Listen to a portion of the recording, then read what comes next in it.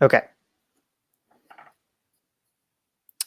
Hey everyone, welcome to the Dissenter Weekly update for December 5th, 2019.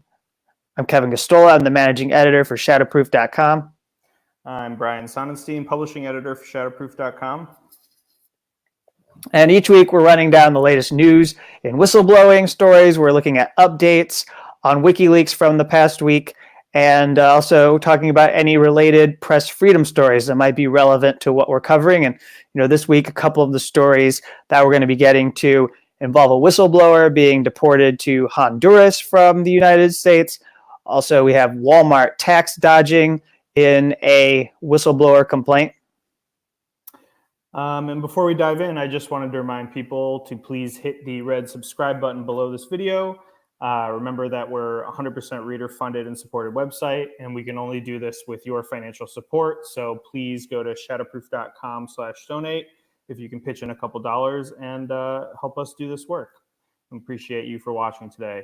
Kevin, why don't you start us off with our first story here, which is out of New Orleans. Yeah, and so this was reported fairly widely, but particularly we're going to pull from The Guardian here and talking about this Honduran construction worker who was injured. And what happened was there was a collapse in New Orleans with the Hard Rock Hotel, and it was being constructed. And Delmer Joel Ramirez Palma had reported that there were dangerous lapses in construction safety. And he reported this to supervisors before the collapse happened. The collapse occurred on October 12th. It killed 3 people and injured dozens. And what happened with Palma is actually pretty incredible, because I believe he ended up swinging from a rope and had to move down a few levels in the building in order to survive. He was injured. He needed surgeries after he sustained his injuries, and is still going to require future medical treatment to recover fully from his injuries in the collapse. He's very lucky to have survived, but he knew that the structure, this 18-story structure being built in downtown New Orleans, was not being managed properly, was not being built properly.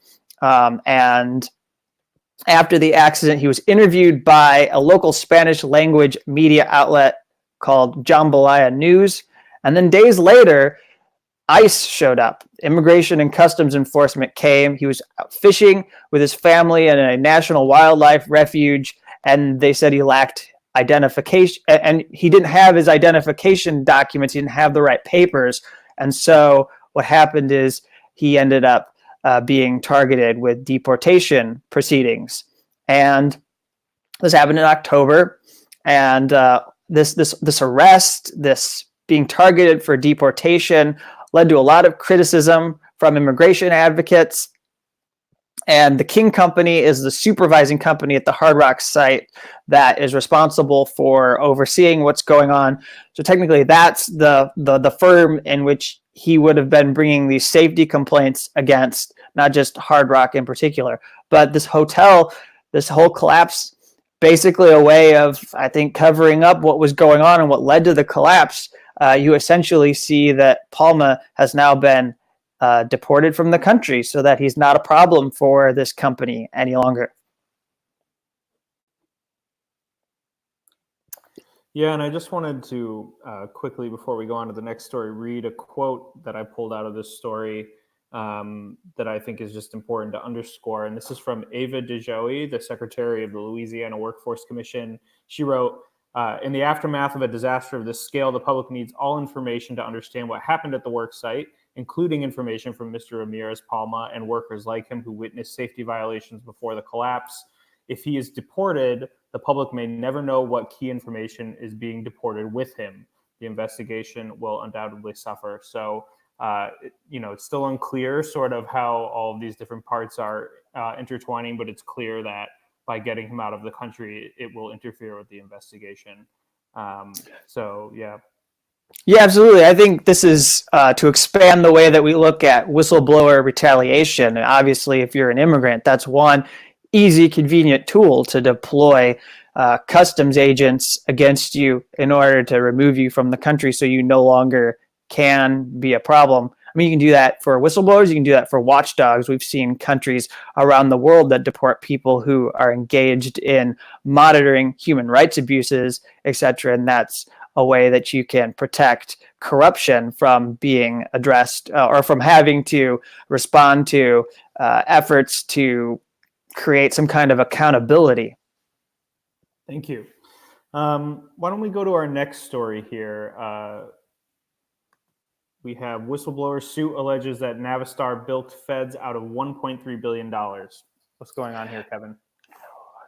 Yeah, and I didn't want to spend a lot of time on this story. I just wanted to sort of highlight this aspect of the military-industrial complex that we have, where we know that a lot of times taxpayers are getting bilked out of millions, if not billions of dollars. And in this case, the whistleblower lawsuit is alleging that Navistar International Corporation has bilked nearly $1.3 billion by wildly inflating prices for military vehicles in Afghanistan and Iraq.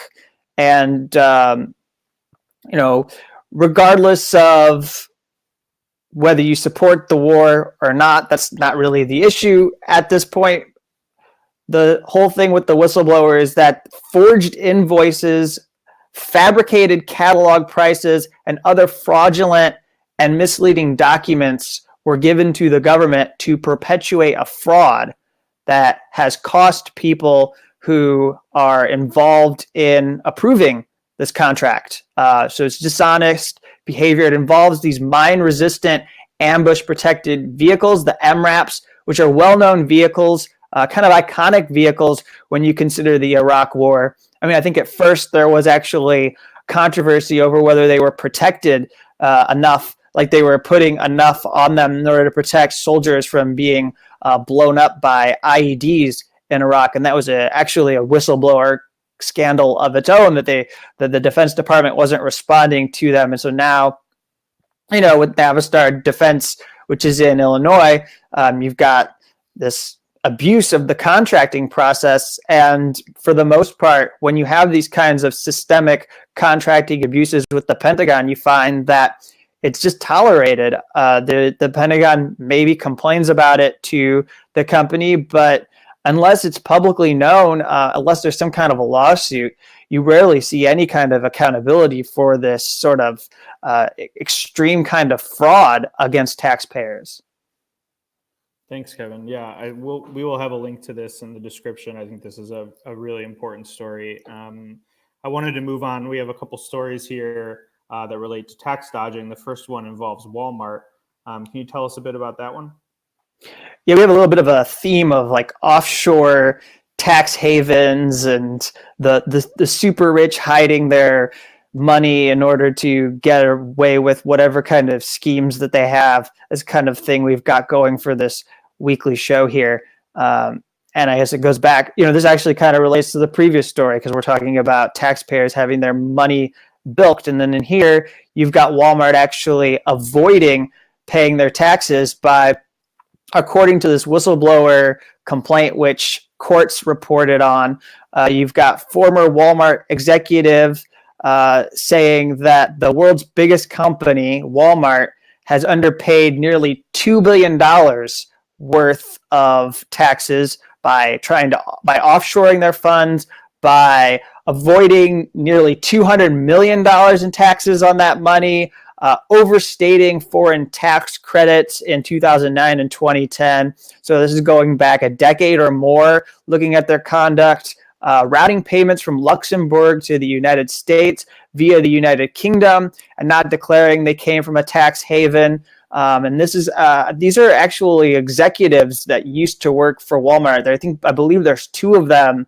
that one filed the claim and then the second executive verified that this was conduct that was being engaged in. And I believe you noted to me that actually the IRS happens to have some kind of that they're actually working out of one of the Walmart facilities or company headquarters. And so maybe there's some capture there that perhaps Walmart isn't responsive that the IRS isn't really pushing Walmart to comply and pay its taxes?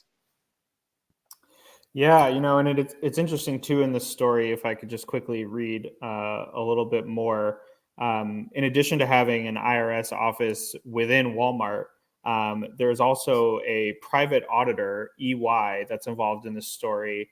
And according to the whistleblower, and I'm going to quote directly from the article here, the allegation speaks to what critics call a major flaw in the accounting industry, the conflict of interest held by auditors who are paid by the companies they're auditing while trying to win lucrative consulting contracts from those same companies. Quote, these guys are not looking for problems, they're looking for opportunities, end quote. The second former executive told Quartz, arguing that the EY tax partner's real role is to sell tax plans. So yeah, just completely baffling and probably as disturbing as it is, totally legal conduct here from a multinational corporation. And on that note, why don't you take us to our next story on offshore? Well, yeah, just for some context and to lead into the next story, this is a good way to segue, is that one context that the Quartz report included was that U.S. multinational corporations hold about $1 trillion offshore had at the end of 2017. So this is money that is deliberately kept outside the United States so that they don't have to pay taxes in the United States. And I mean, that leads into something that we know the super rich do. It's received some attention. In the last few years, we've had attention given to this practice of offshoring money that the super rich with the Panama Papers was one way that we learned. And now with this project 29 leaks is what it's called. We've got this project that's now being done that highlights this British finance firm that has received some attention. If you're in the United Kingdom, there's been some attention given to it among the local press. But for people in the United States and other parts of the world, they maybe are learning about this for the first time, about how this Formations House firm had created thousands of companies for ultra-wealthy business people in order to facilitate offshore banking and international transactions and really serve the needs of these super rich who want to pay as little. I'd imagine this helps them pay as few taxes as possible, and then also maybe even opens up business opportunities for them, it would seem. Lucrative schemes which they could enrich themselves. So this story I'm reading comes from Unicorn Riot. They were involved in pushing and promoting this. And also the people behind this is DDoS Secrets. And they're involved. This is a leak. These documents, these millions of documents that were obtained came from a leak. And there's no evidence at this moment that there was any sort of extortion. However, the way that the people who are involved in Formations House are trying to undermine attention to some of these stories that have come out in the last 24 hours here is to say that they are possibly a target of an extortion attempt, although it's not clear that like any of this material is being used in that manner. None of the journalists have been able to verify that there's some kind of extortion scheme involved here. So you've got you have the Pursuance Project that was involved in this, and there's a large number of people that have been involved in working on these stories, and they show different ways that these companies are being set up and some of what's been going on in different parts of the world. And what they did is they got together, much like WikiLeaks worked with newspapers and media organizations on the more than 250,000 cables back in 2010 and 2011. You've now got the NBC News, and you've got the South China Morning Post in Hong Kong, and you've got other different outlets that are able to cover McClatchy, the Miami Herald, looking at different parts. And there are biases that media bring to these stories. So because we like to give attention to our official enemies. You'll read in the Miami Herald about how the firm is skirting Iranian sanctions, or you'll look at McClatchy newspaper and you'll find stories about how the firm was helping people skirt our sanctions against Iran, which, by the way, are crippling and are actually really affecting the people of Iran in a really horrible and awful way, which is not to say that like whatever the rich in Iran are doing is excusable, but I just think it's worth adding that context that the crippling sanctions are really bad for people in Iran right now. But then you also get these really incredible stories like in Cameroon, and I brought this to your attention. This is the story I'm going to choose to highlight from this week, is that you had this plan to go down and bulldoze, it seems like many acres of rainforest in Cameroon, and in order to cultivate cannabis and other crops and open up the country to the agricultural pharmaceutical industry and make Cameroon, I suppose, a hub for this kind of new business operations and activity. As more and more legalization happens, this could be an industrial hub for that sort of. But the thing that's amazing about this story is they made these plans. They seemed to negotiate with people who were running the city. There's the mayor of Mayo Mesala who is mentioned in this report, and yet nothing ever happened. This never really came to be, even though they started to dig for roads and they started to make movements in order to cultivate this crop, in order to invite industry. It sounds like this colonial adventure that they were willing to invite people to become victims to never really got off the ground. And it seems like there might have been some money lost, maybe a little bit, but the farms never were created. Thank you. Yeah, and it seems like they never compensated people for literally digging roads through the jungle, and they just sort of like had to go back to doing their farming work. It's a very bizarre farming story that you found there, and I encourage people to go check it out for sure. And definitely, just to echo your point, as cannabis becomes more illegal in the United States and globally, it is very concerning to see what will happen in a lot of these countries and parts of the world that have been colonized, as that sort of extraction and exploitation continues in a new cannabis industry. Why don't we move on, Kevin, unless you have anything else to say on that story? Okay, let's go on to the next story. We want to keep moving let's here. Talk about Julian Assange. Yeah. So the update this week, I suppose first off, it's a little bit outside of this specific thing, but it does bear mention.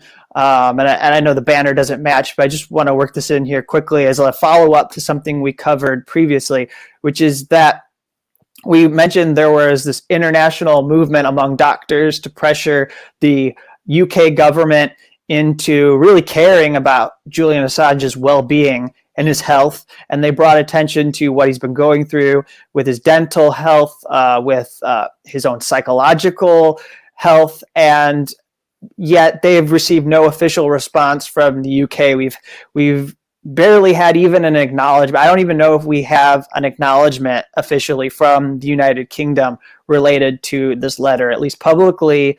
I think nobody could say anything definitive about how the UK feels about doctors protesting what's going on with Assange physically and mentally while he's in Her Majesty's prison Belmarsh in the United Kingdom. And so that's something to continue to follow. And I think it's really important that there are doctors from around the world that are creating this pressure, who are saying, outside of even just the mere fact of the case brought against him involving the Espionage Act charges, there's also the fact that this is a person who is in essentially pretrial confinement and should be out on bail. And by being in this confinement, their health is deteriorating in ways that the United Kingdom should not be permitting.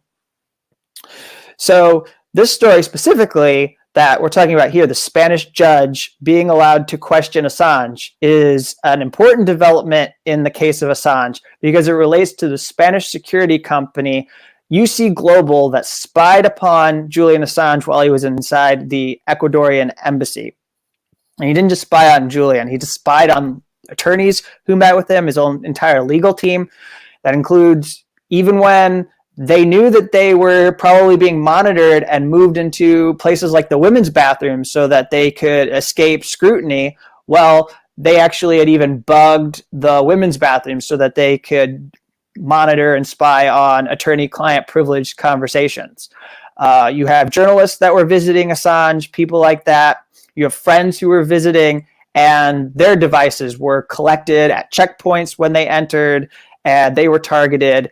And by the way, UC Global was allowing access for the CIA.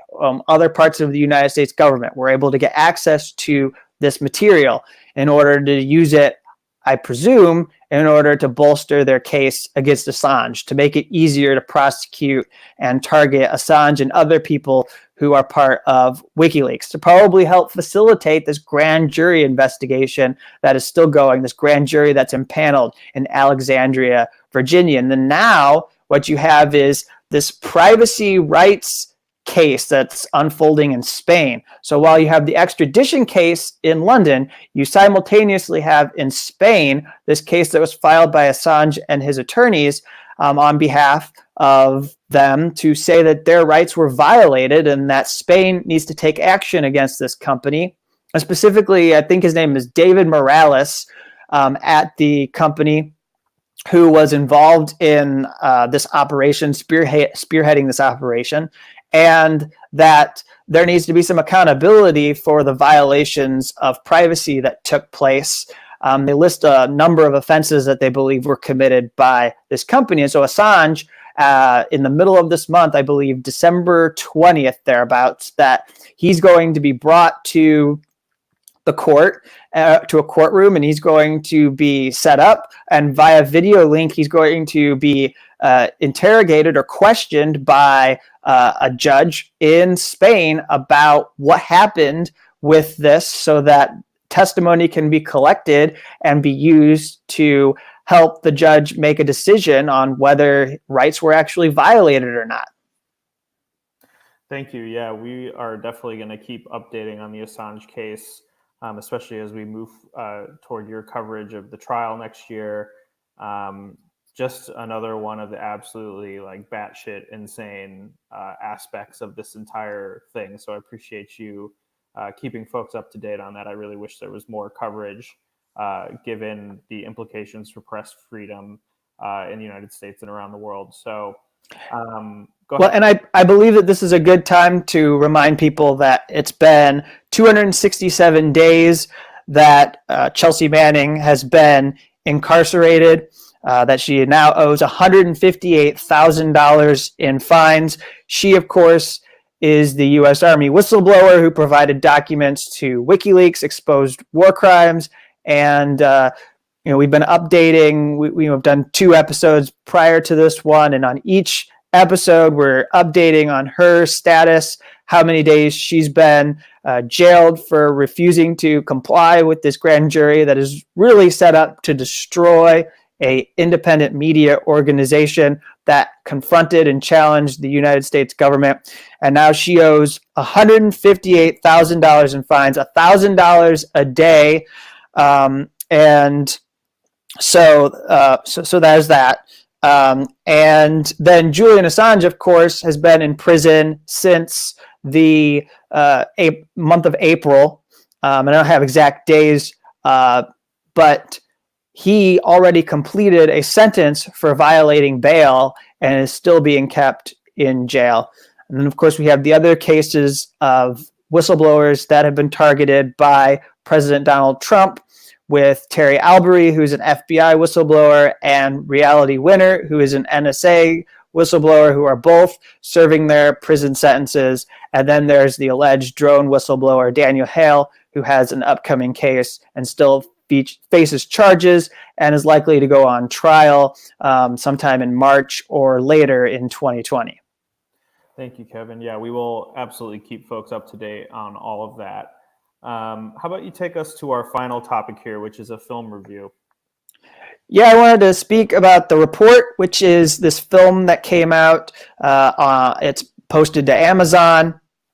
It stars Adam Driver, Annette Bening. Adam Driver plays Daniel Jones, and Daniel Jones was a staffer for the Senate Intelligence Committee who worked on the CIA torture report. And the film is really set up like a whistleblower story. That's primarily why I'm talking about it today. And I also am talking about it because I think it's stunningly good. It surprised me at how well it was constructed. Because at the top of it, it really constructs the story of what happened with the torture report. It goes beyond just the abuses that happened in the secret prison sites. It goes beyond just looking at what the staffers who are working under Dianne Feinstein. Dianne Feinstein is played by Annette Bening. It goes beyond just looking at what happened here.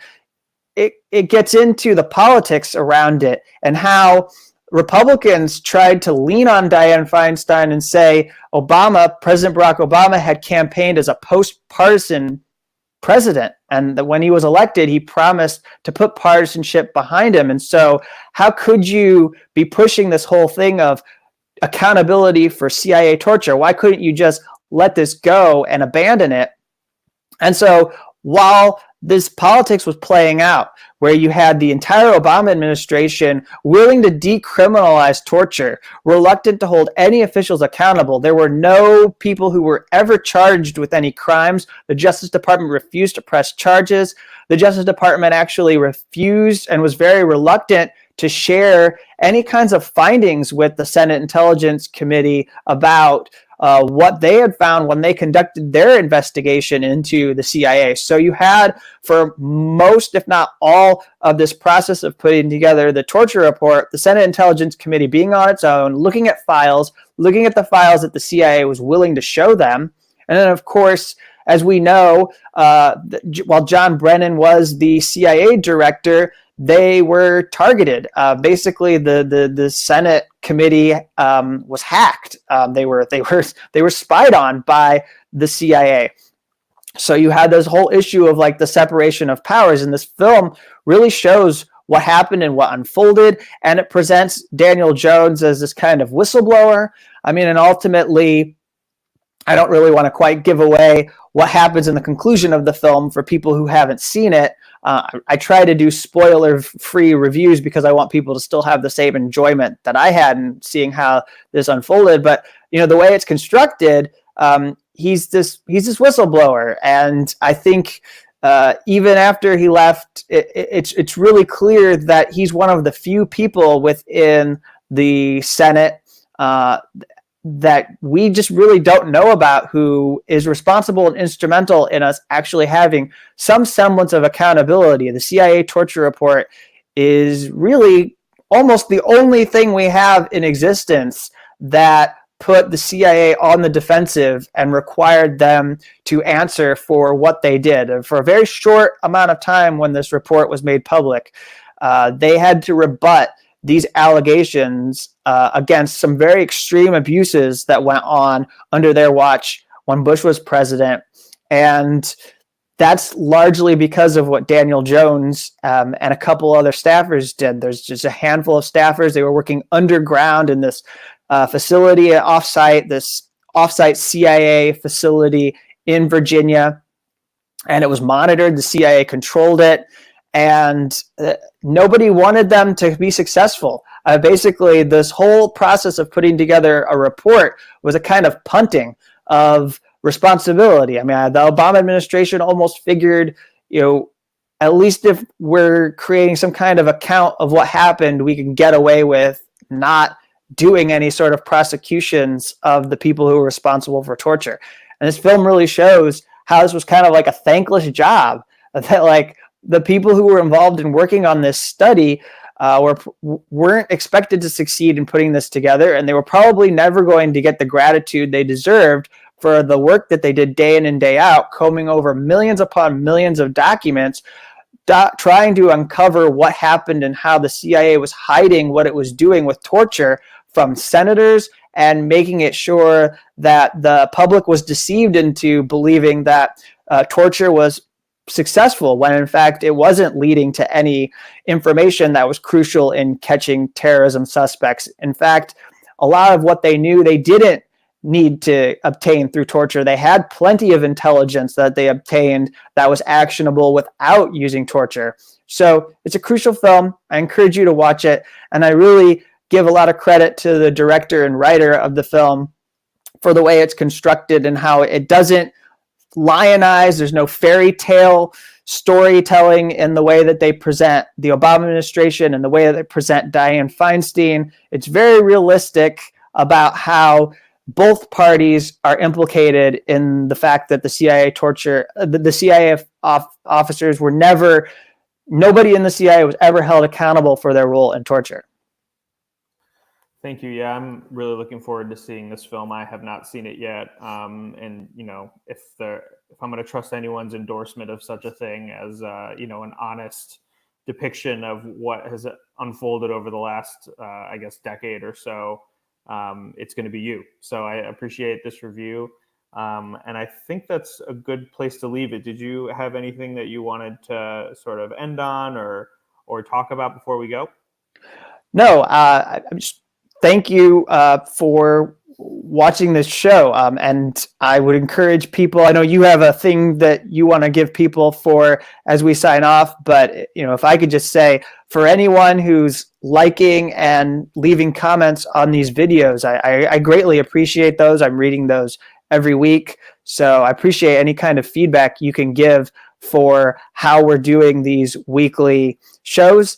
And yeah, I'll take those. And if you have any questions, if there's anything you want us to cover week to week, let us know, and we'll get some of those stories in addition to what we're doing on our own. Yeah, absolutely. This is a new format for us. I'm very excited that we're doing it. We're definitely learning as we're going. So please do share your feedback and let us know how we can make the show better and make it more informative and helpful for those of you watching. And, you know, thank you. And before we go, I just wanted to again remind you that if you enjoy the show, you can stay up to date with it by hitting the subscribe button. I also encourage you to follow us on Facebook and Twitter at ShadowProofCom. And if you can support us for even just a few dollars a month at shadowproof.com/donate. We also have a Patreon page. We're 100% reader funded.